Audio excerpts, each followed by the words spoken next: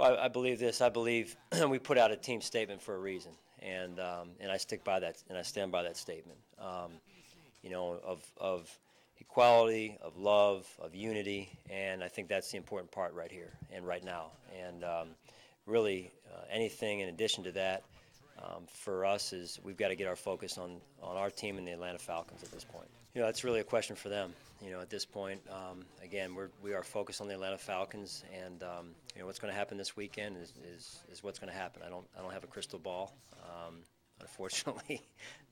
But with all due respect to your question, we've got to make sure we're focused on the task at hand, and that's a football game, and putting our best foot forward as a football team in Atlanta. Well, our general philosophy is certainly there are things that are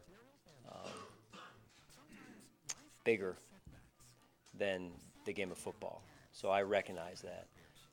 That said, as you mentioned, we have 13 more games, and what's important for us is that we focus on the process involved in getting ourselves ready for those 13 games, and that we continue to grow every day and come together as a football team. And that's really what that's where our emphasis lies at this point in time. That's Jim Kelly. Listen, Jim Kelly's he's one of the hallmarks of this organization, and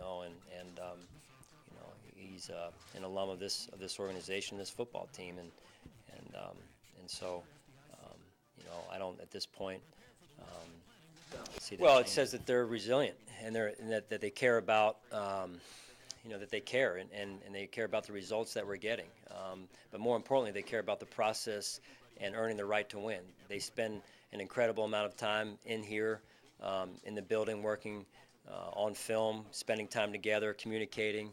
There were some plays yesterday that we want to have back, and it wasn't all exactly the way it needed to look. So we've got a lot of room for growth, and that's the encouraging part. Is we've done this, yes, and we're excited about that. For us to continue to trend in this type of direction, we have to have that type of growth mindset and hold each other accountable. Continue to do that and celebrate the goods and correct the bads. Sean, prior to kick yesterday, there was a report that you said that we need to see more urgency from Marcel. He didn't play yesterday, so it's a little tough for him to do it there. But in what ways do you need to see more urgency from Marcel moving forward?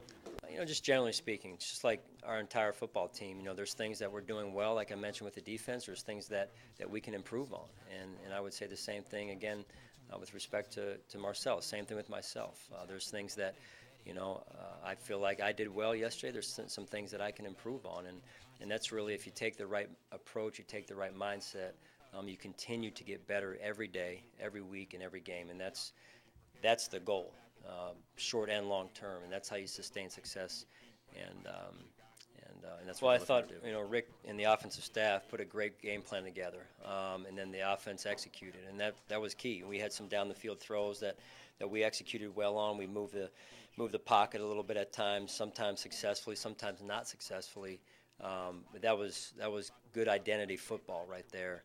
I thought that we did some good things there, and red zone offense was phenomenal. We did some good things in the red zone. Obviously, the last drive we were trying to take more time off the clock. We knew that was important rather than trying to throw the ball into the end zone, but to take time off the clock and then take points to make it a two-score game. Yeah, they're crowding the box quite a bit. I mean, it's a healthy respect for LaShawn, and so you saw that really pretty much after the Jets game, and Carolina did that, and then we saw that yesterday from Denver, and that's where we have to spread the ball around. And I thought we did a nice job of that. Tyrod did a good job of that, and using Charles Clay, getting the different receivers involved with Jordan Matthews and Kalen Clay yesterday, as well. So that was good. I'm not so sure that they necessarily made it a point to go after him. Maybe they did, but they've got two good receivers that balance out their offense on both sides of the ball. So whether they're throwing it on one side or the other, they were going at someone, but I thought, again, just like I mentioned earlier, with the resiliency of our defense and the guys, the team as a whole, he didn't back down. He competed like crazy. I thought our entire team competed throughout the game. And the game we were behind, we were tied, we were ahead, and it kind of took on a lot of different forms in terms of the complexion of the game throughout all 4 quarters. And you know, Tre'Davious, like the rest of the team, I thought came out in the second half and really finished strong and really with a winning mindset.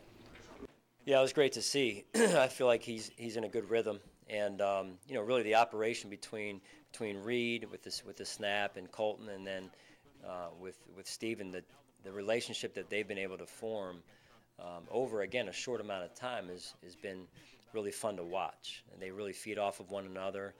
They help each other out throughout the week. To be able to get the points in the 2-minute drive before half was key. And the momentum shift to get to that point in the game, and for him to knock that through was awesome. He kicked the ball strong yesterday, and he's in a good position, I think, and in a groove.